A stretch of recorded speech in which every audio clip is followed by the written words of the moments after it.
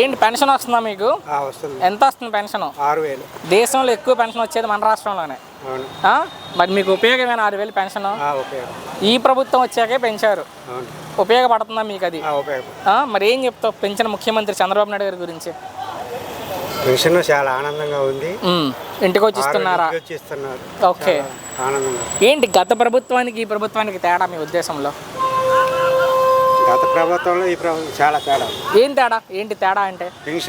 పెన్షన్ల విషయంలో. ఓకే. పథకాలన్నీ అందుతున్నాయా బాబాయ్? ఏంటి ఏమనిపిస్తుంది ప్రభుత్వం వచ్చాక మీకు?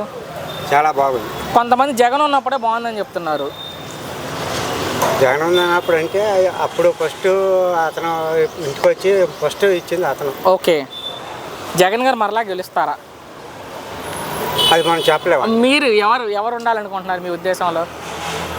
ఎవరన్నారని మనం చెప్పలేము. అది సరే, దేవుడి దయ. ఓకే. మీకంటూ ఉంటుంది ఒక నిర్ణయం, మీ అభిప్రాయాన్ని. ఓటు గురించి అడగట్లా, ఎవరు ముఖ్యమంత్రిగా ఉంటే బాగుండు అనుకుంటున్నారు మీరు? చంద్రబాబు గారు. ఎందుకు చంద్రబాబు గారే ఉండాలనుకుంటున్నారు?